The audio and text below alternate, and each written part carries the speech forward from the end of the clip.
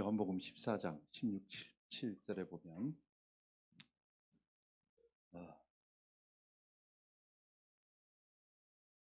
내가 아버지께 구하겠으니 그가 또 다른 보혜사를 너에게 주사 영원토록 너희와 함께 있게 하시리니 저는 진리의 영이라 세상은 능히 저를 받지 못하나니 이는 너희와 함께 거하시며 너희 속에 계시겠습니다. 하나님께서 우리들에게 성령을 부어주시겠다고 말씀하여 주셨습니다.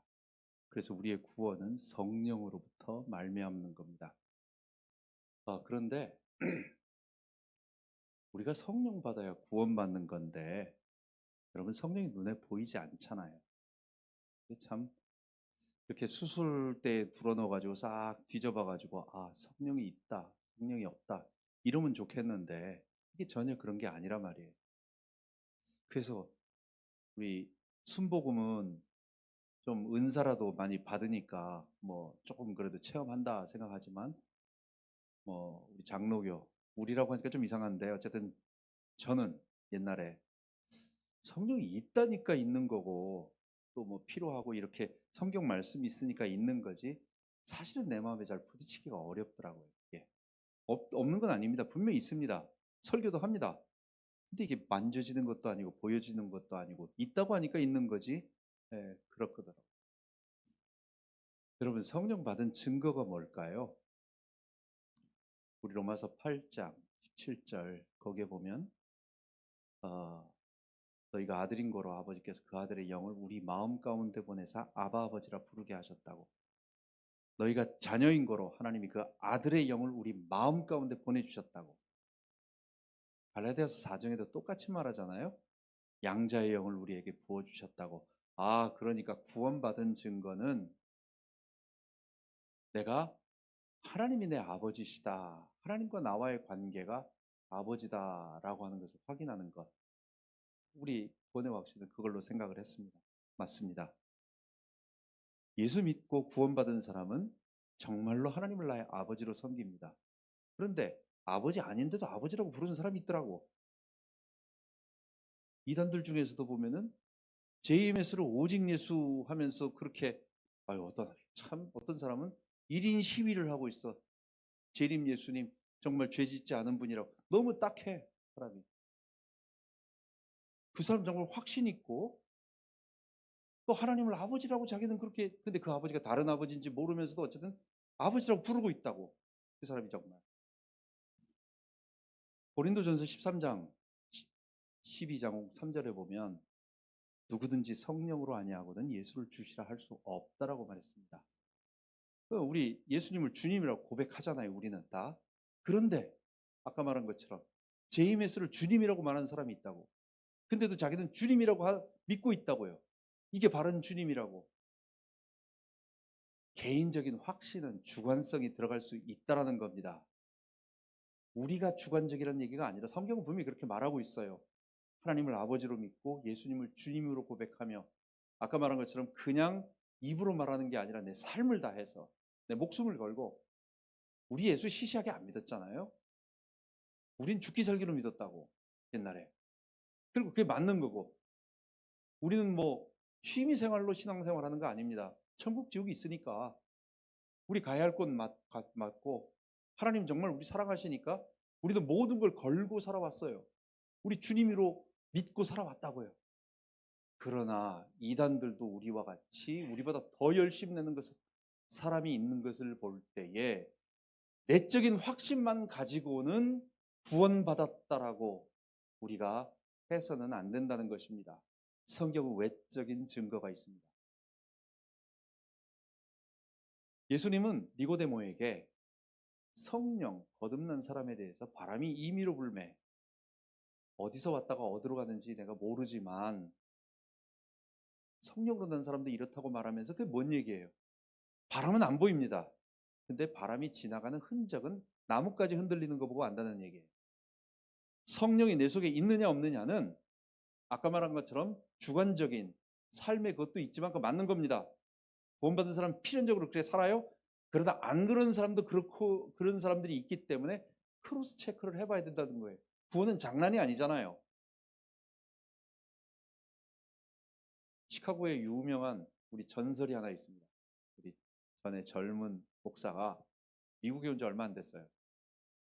그래서 캘리포니아 산호세에서 모임이 있었습니다. 근데 하루 지나도 안 와. 다음 날 와서 뭐라고 말했느냐. 이 사람이 산호세 비행기표를 끊었는데 내려보니까 푸에르토리코 산호세였어요. 샌프란시스코 옆에 있는 그 캘리포니아 미국 산호세 그 실리콘밸리에 거기에 비행기표를 사려고 했고 여행사를 통해서 샀는데 더 신기한 건 들어가는 비행기 그 입구는 다른데 그게 분명히 근데도 그 젊은 분이 그걸 어쨌든 알고 모르고 들어갔어. 산호세 하니까 들어갔어. 내려보니까 푸에르토리코 다른 나라 와 있어요. 황당하죠? 천국 갔는데 내가 하나님을 아버지인 줄 알고 내가 그럴 거라고 생각해 갔는데 하나님이 아버지가 아니야. 나의 심판주라면. 나는 당연히 천국 가서 영생에 그 하나님과 동행하는 걸 줄 알고 우리 눈 감았다가 뜨면 그렇게 되는 건데 그럴 줄 알고 떠보니까 딴 데라고 생각해 보세요. 여러분 비행기는 다시 돈 해가지고 타면 되지만 이건 물을 수 없는 겁니다. 구원 크로스 체크해 봐야 됩니다. 주관적 확신 우리 목사님 우리 구원받은 성도 가지고 있습니다. 그러나 아닌 사람들도 더 세게 믿는 사람이 있고 진짜로 믿는 사람이 있기 때문에 확인해 봐야 됩니다. 바람이 임의로 불매 내가 어디서 왔다가 어디로 가는지 모르나 성령으로 난 사람은 다 이러하니라. 성령이 그에 임하면 그에게 나타나는 증거가 있어요. 예수님은 성령을 생명의 성령이라고 말했습니다. 수가성 사마리아 여인에게 이 물을 먹는 자마다 다시 목마르지 아니하니와 이 물을 먹는 자 내가 주는 물을 먹는 자는 그 속에서 영생하도록 솟아나는 샘물이 되리라. 당연히 성령을 얘기하는 거예요. 성령이 속에서 영생하도록 솟아나 준다고 말했어요. 생명의 성령입니다. 초막절날 예수님은 7장에 누구든지 목마르거든 내게로 와서 마셔라. 나를 믿는 자는 그 속에서 생수의 강이 흘러나리라. 그래놓고 그 생수의 강이 뭔지를 말해줘요. 이는 저희의 받을 성령을 가리켜 한 말이라. 아, 성령은 그 속에서 생수가 흘러넘치게 하는구나. 지난 시간에 아까 말했습니다. 생명이란 뭐냐? 내 속에 들어오셔서 나와 아버지와의 관계를 회복시켜주며 하나님을 알게 하는 것. 이게 생명이라고 말했고 우리에게 그것을 하나님과 연결시켜준다는 얘기예요. 근데 예수님은 성만찬할 때 성령님에 대해서 이야기하십니다. 우리는 성령님을 보혜사라고 내가 아버지께 구하겠으니 그가 또 다른 보혜사 당신이 보혜사라는 거예요. 내가 보혜사인데 내가 가면서 또 다른 보혜사를 내 대신 보내겠다는 얘기예요. 보혜사 그냥 파라클레토스 곁에서 보호하고 돌봐주고 보호해주고 은혜를 주시고 가르쳐주시는 분 이 정도 좋습니다. 근데 원 의미는 뭐냐? 곁에서 나를 지지해주고 카운셀러 해주는 그러니까 곁에서 나를 돌봐주는 분 나의 대변자라는 얘기예요. 근데 그 대변자 보혜사가 하는 일에 대해서 이야기하고 있습니다. 진리의 성령이라고 말했습니다. 저는 진리의 영이라 세상은 너희 저를 받지 못하나니 이는 저를 보지도 못하고 알지도 못함이라. 그러나 너희는 저를 아나니 저는 너희 속에 계시겠으며 너희와 함께 하신다라고 말했습니다. 여러분 성령이 우리 속에 들어오시면 진리의 성령이 들어오시는 거예요. 진리의 성령은 오셔서 우리에게 뭘 할까요? 진리를 깨닫게 합니다. 진리의 성령이 다른 걸 하겠어요? 진리를 깨닫게 하는 거예요. 진리의 성령은 뭐냐? 영원전에 당신께서 하나님께서 선택하신 백성에게 어느 날 하나님께서 하나님의 말씀이 들려지면 근데 아무 말이나 아니에요. 복음 진리입니다. 목사님을 통해서 아니면 간증을 통해서 책을 통해서 어떤 비디오를 통해서 뭐든지 간에 하나님이 어떤 분이시고 내가 누구고 나를 위하여 예수님이 어떤 일을 하셨고 성령님이 어떤 일을 하시며 교회에 이루어지는 일과 마지막 날 되어질 우리의 마지막 이 모든 넓게 말한다면 그 전체의 성경 전체의 이야기고 좁게 말한다면 죄인인 나를 위하여 예수님이 십자가에 죽으시고 부활하시고 성령이 내게 임함으로 내가 구원받는다. 더 줄이면 오직 예수 더 줄이면 믿음, 은혜. 이 말씀이 증거될 때에, 이 말씀이 증거될 때에 진리의 성령께서 그 진리를 깨닫게 해주신다는 거예요. 우리 종교개혁자들이 하도 가짜 교회들이 많아가지고 교회에 대한 표징을 세 가지로 말했습니다. 성찬, 번징. 성찬기 돌려놓고 뭐 떡 댄다고 하면 뭐 그 성찬이라고 하는데, 그러면 솔직히 우리가 어떻게 구분하기가 어렵죠, 그죠? 성찬기 돌리면 다 하는 거니까. 번징은 뭐 좀 그렇고, 어쨌든 번징. 하나님의 말씀인데 그냥 성경책 안 하는 이단이 있나요? 다 성경 가지고 한다고요. 뭐냐 말이에요 도대체. 복음 선포입니다. 복음 진리입니다. 복음적 하나님의 말씀, 예수의 주되심을 고백하고 죄인임을 가르치고 우리가 하나님의 피조물임을 고백하고 그 피조물인 우리가 하나님을 대적하는 이 죄의 본성에 관한 이 내용들을 가르치고 오직 예수밖에 없다고, 그 예수 믿을 때 죄사함 받고 의롭다 하심을 얻어 영생을 받는다라고 하는 이 구원 진리를, 그 모든 길이 예수님이 하신 일이라는 것을 성경을 통해서, 말씀을 통해서 계속 가르칠 때 성령이 역사하시는 거예요. 성령은 진리의 말씀 외에는 역사하지 않습니다. 성령은 축복받아라, 하나님 물질 축복 주신다라고 하는 번영신학 속에 역사하지 않습니다.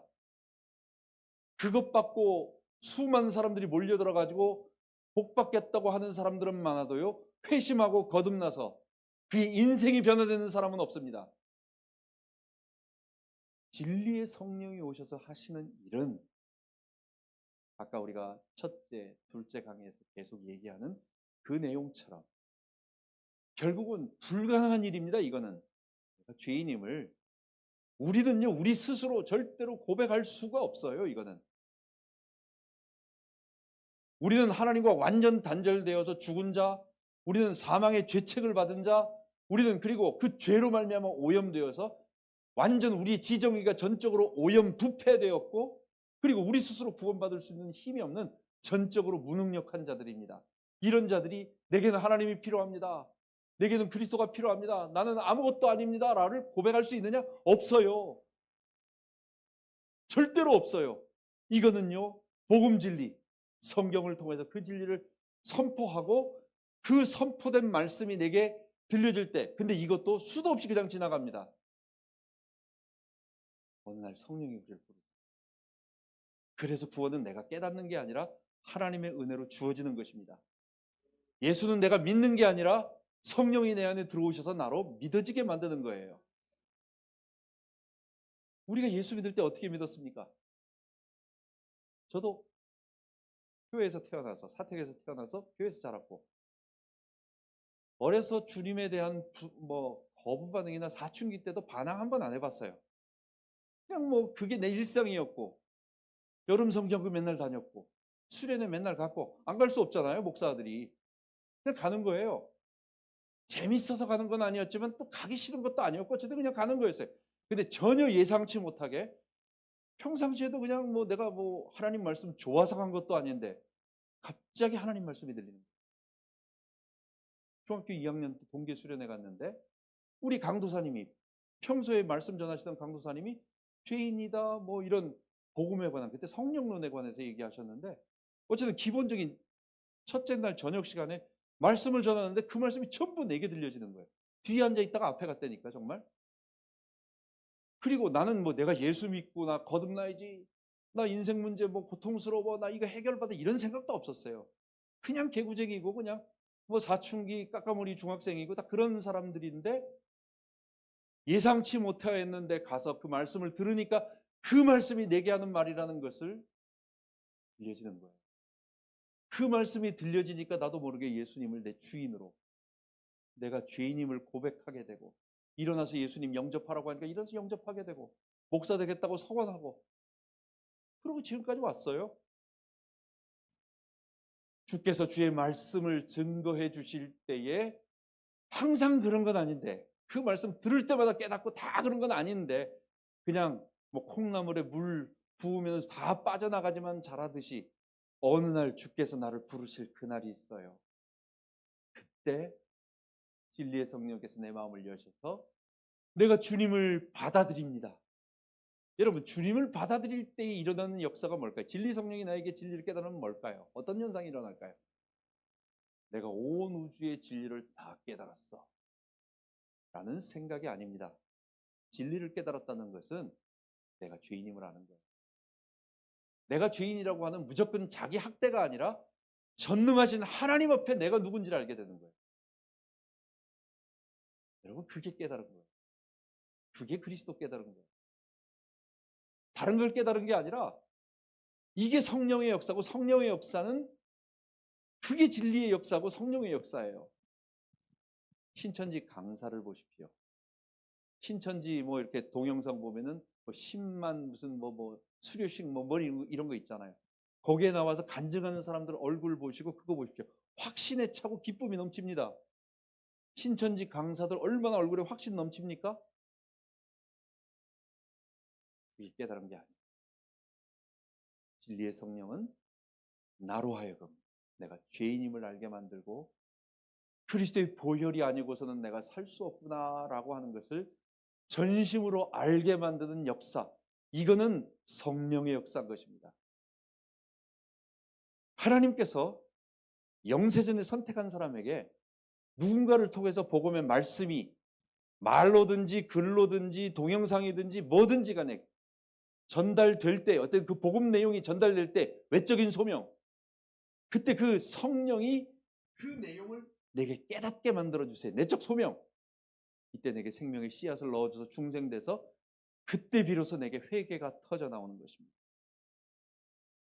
십자가에 달려 죽으신 예수가 옛날에는 그냥 예수님이 정말 훌륭하신 분이고 좋은 분이고 전혀 거부는 안 되지만은, 근데 나하고는 그렇게 상관이 없는 분 같은, 뭐 반항은 안 생기는데 그게 막 내 가슴을 팍 치는 건 없었는데, 성령이 임하시면 그 예수님이 날 위해 죽으셨다는 걸 알게 되고 회개하게 되고 그때 예수님을 주님으로 모시게 되는 거죠.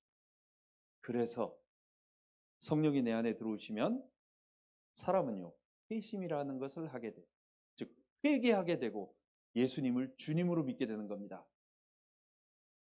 두 번째, 성령이 내 안에 들어오시면 어떤 일이 벌어지냐면, 성령은 죄인된 우리를 거룩한 하나님의 백성으로 만들어갈 수밖에 없다고 얘기했죠. 왜? 우리가 하나님의 백성임에도 불구하고 죄의 본성을 가지고 약간 살아야 할 시간이 있기 때문에, 요 기간 그냥 놔두면 어떡합니까? 배가 있는데 배에 물이 들어옵니다. 배를 고치러 수리하는 조선소에 집어넣습니다. 그 고쳐주는 사람이 밑에 청소해주고 뭐 페인트 다시 칠해주고 그냥 내보냈다. 얼마 안 있으면 물이 또 들어오는 거 아는데 그렇게 내보내준다. 여러분, 그러면은 이걸 갖다가 물 들어오면 또 들어와서 여기 와서 또 빼고 나갔다가 또 들어오고 이걸 계속 반복한다. 이게 과연 복음의 능력일까요? 주님이 우리 죄를 용서하셨다. 우리에게 죄의 권세가 끝나고 우리에게 죄의 형벌이 끝났다. 죄 용서받았다. 여러분, 내일 나가서 우리 또 죄 짓고 주일날 와서 답답하고 껄껄한 심령으로 주님 앞에 또 기도하고 회개하잖아요. 이걸 천국 갈 때까지 계속 그렇게 해야 된다. 조금 더 발전이라든지 회개가 조금 덜해진다든지 조금 더 주님을 위하여 능력 있게 산다든지, 죄를 이기는 힘은 전혀 없이 그냥 너 죄 지으면 용서해주고 죄 지으면 용서해주고, 여러분 과연 이게 복음의 능력일까요? 아니에요. 그래서 죄 용서와 함께 주님이 성령으로 우리와 함께 하시며 의롭다라고 해주신 것입니다. 하나님의 의를 우리에게 덧입혀 주신 것입니다.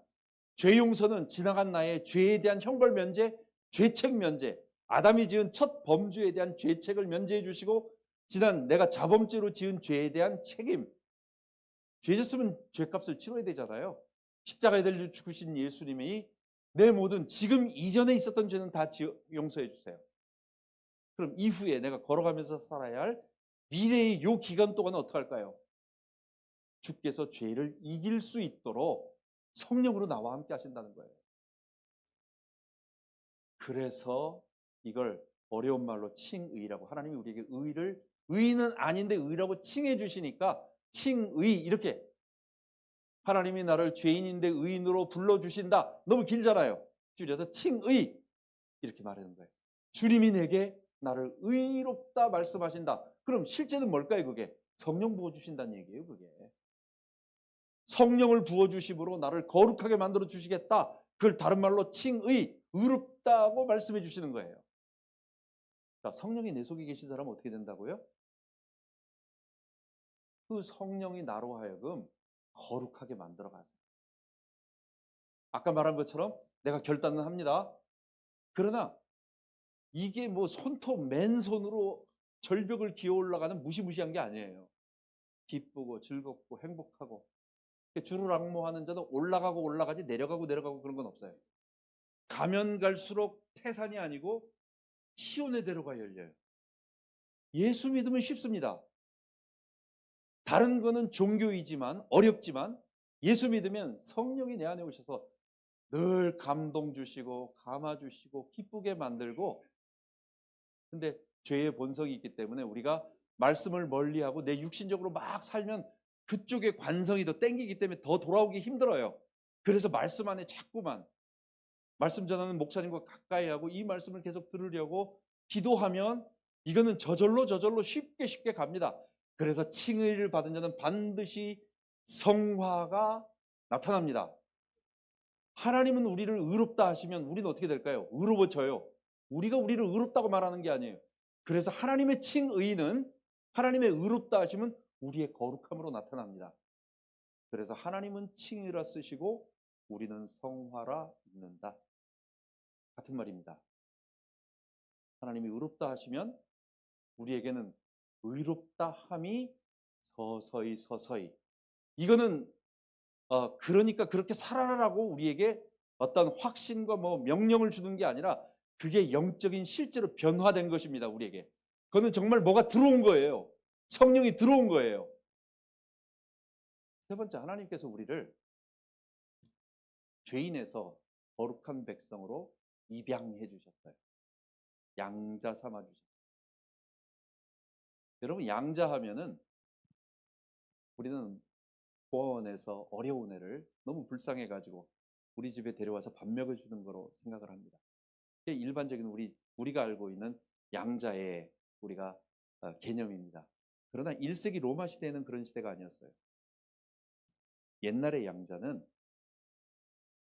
옛날 고대 시대에는 법이 있는 시대가 아니기 때문에 그냥 죽이고 노예 만들고 왕한테 조금만 줄 잘못 썼다가 이게 정권 바뀌면 전부 목 날라가는, 전부 노예되고 그 재산 다 뺏기는 거예요. 그래서 똘똘한 놈을 자기의 후계자로 세웁니다. 아들이 비실비실하고 아이가 모자란다. 그럼 노예 중에서라도 똑똑한 애를 내 후계자로 세우고 재산, 내 노후에 내 목숨, 내 가문, 내 자녀, 아내, 아이까지 모두를 걔에게 거는 거예요. 그래서 후사는 아무나 세우는 게 아니에요. 하나님이 우리를 후사로 삼아주셨어요. 배고픈 아이 밥 주겠다는 얘기가 아니라 하나님께서 우리를 그만큼 존귀하게, 그래서 로마서에서 양자의 영, 아들의 영이라는 말은 아들이면 후사, 곧 하나님의 후사요 그리스도와 함께한 후사니, 후사라고 말하는 거예요.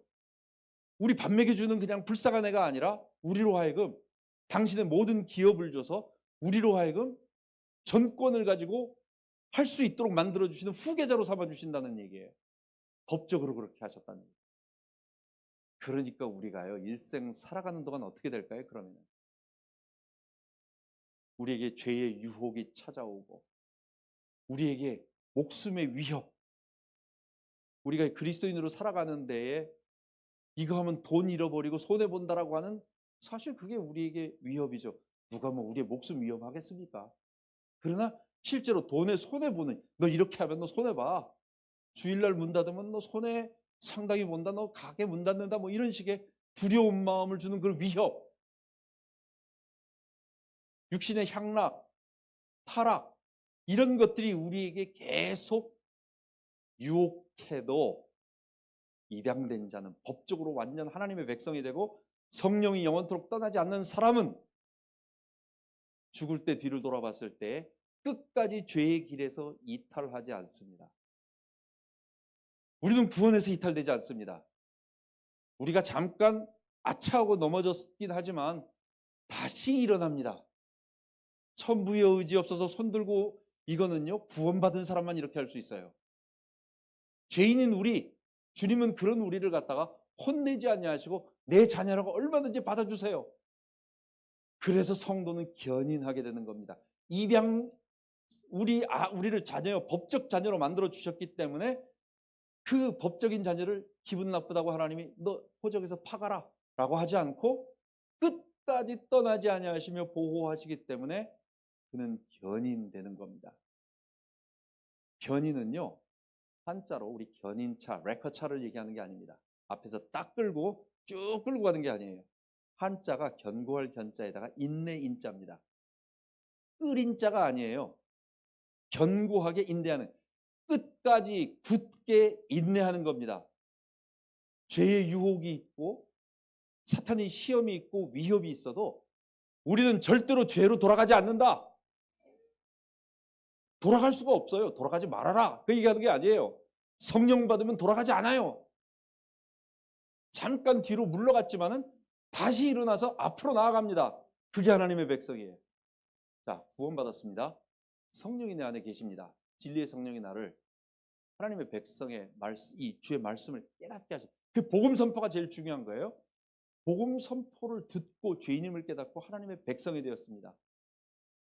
그 속에는 회개로 말미암은 중생의 씨앗을, 생명의 씨앗을 내 속에 넣어줬다라는 성령의 중생의 씨앗이 있고, 나를 의롭다라고 하시는 칭의가 들어있고, 나로 하나님 백성 삼아주셨다라는 입양이 내 속에 있어요. 보여요, 안 보여요? 이건 안 보여요. 근데 이걸 받은 사람은 어떤 일이 벌어지죠? 내 속에 생명의 씨앗이 들어가니까 회개하고 회심하게 돼요. 회심은 내가 하는 거예요, 내가. 사람이 하는 거예요. 칭의를 내게 하나님이 칭의, 너 의롭다 말씀해 주셨는데 그건 보이지 않아. 어떤 일이 벌어져요? 사람에게 의로움이 나타나요. 의로움을, 방향성을 얘기하는 거예요.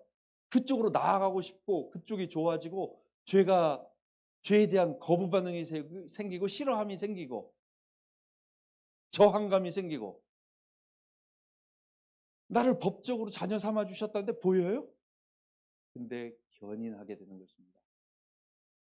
구원받은 사람은, 성령 받은 사람은 그 안에서 성령이 역사하시면 회심과 성화와 견인의 삶이 나타나는 겁니다. 은사 두 번째예요.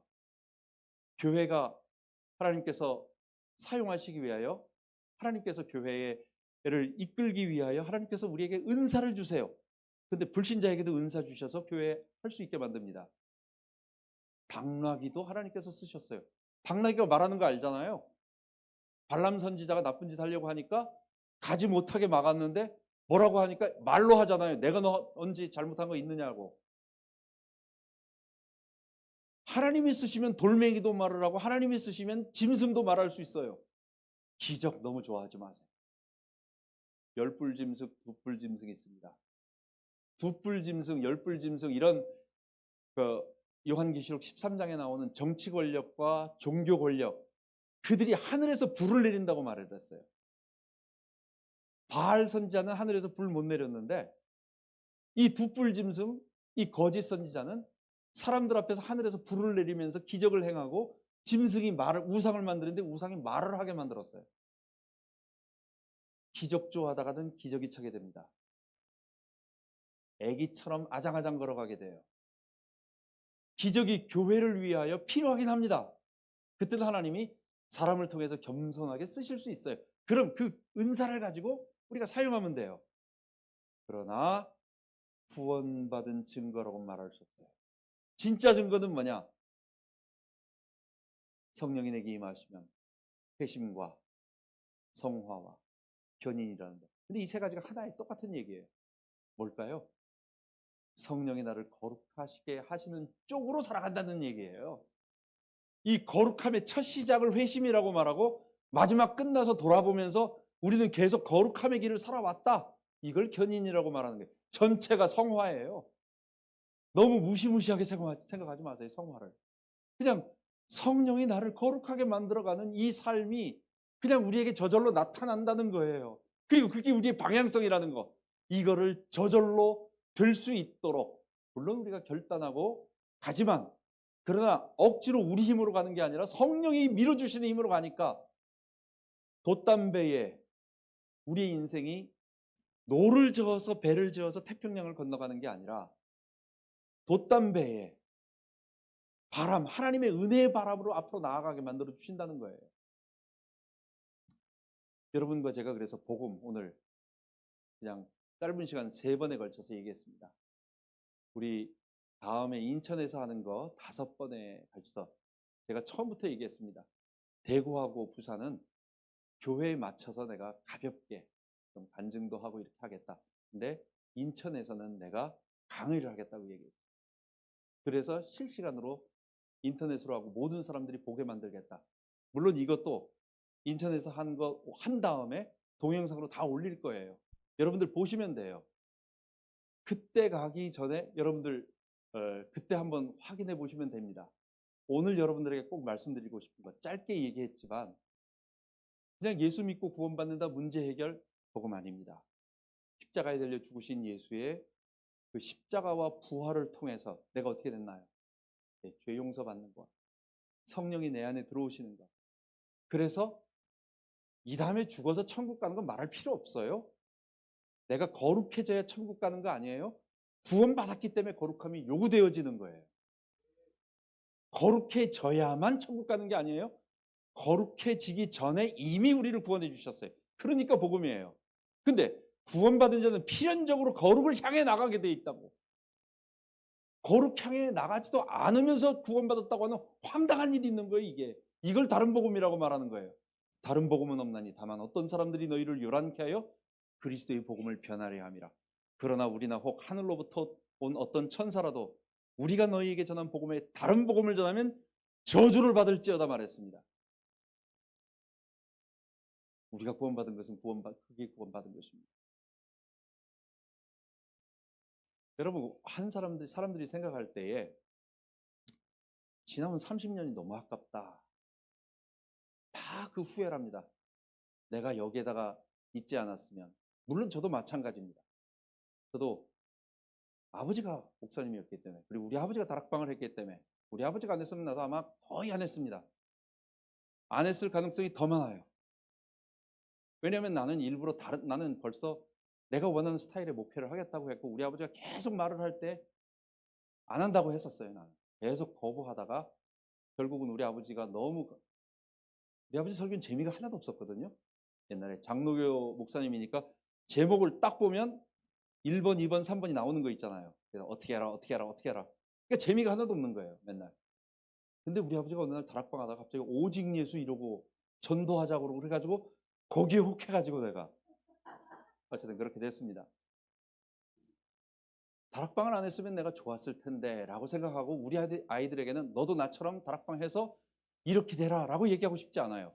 그러나 나보다 나를 더 하시는 하나님께서 나를 다락방하게 하셨어요.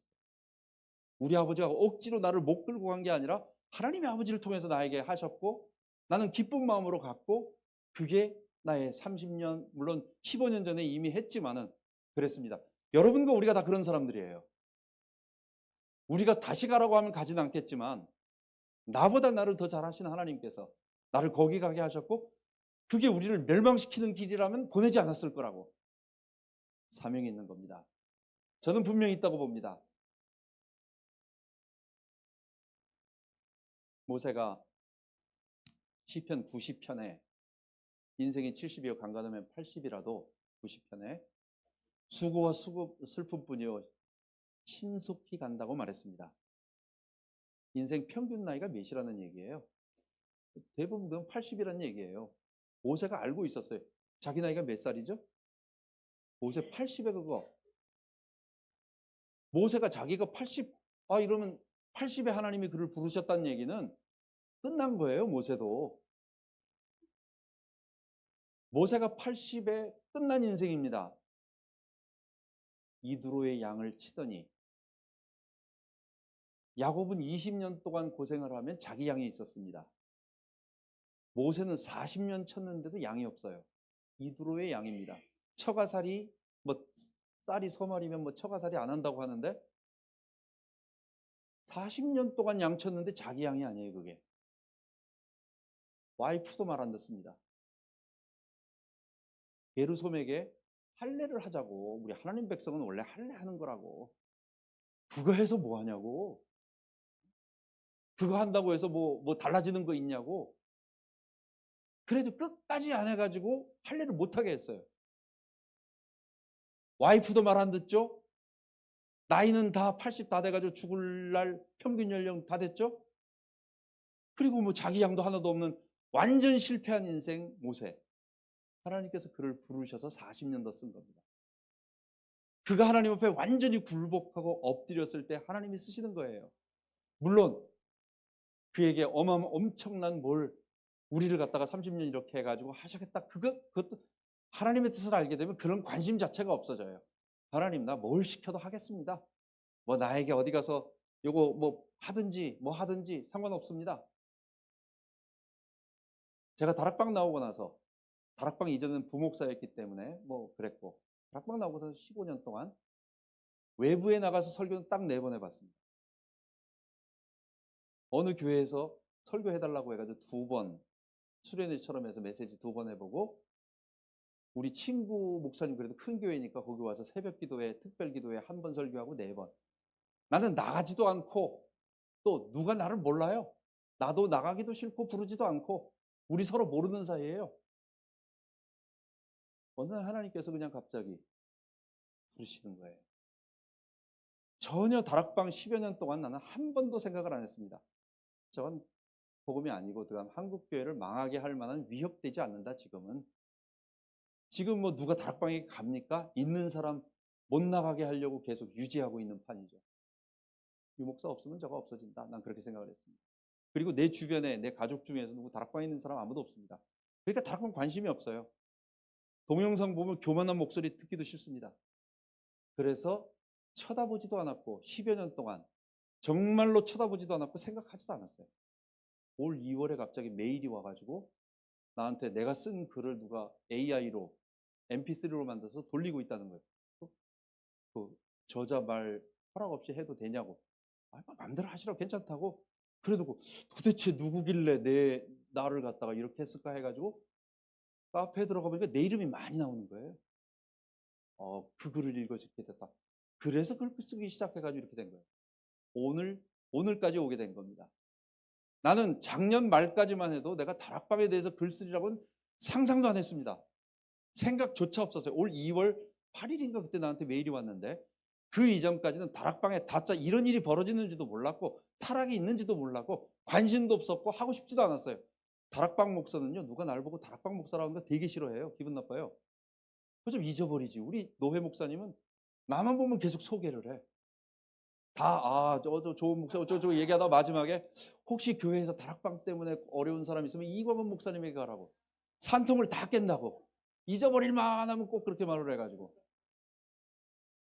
근데 왜 갑자기 하나님께서 그렇게 생각도 없고 관심도 없고 지난번에 글을 쓰다가 불신자의 상태를 생각을 했는데 안 나오는 거예요. 기억이 안 나. 불신자의 상태에서 이게 뭐였지 해가지고 교재를 한점 찾아가지고 그걸 썼어요. 그래가지고 거기다 적었다고. 제가 뭘 얘기하고자 하는 거예요.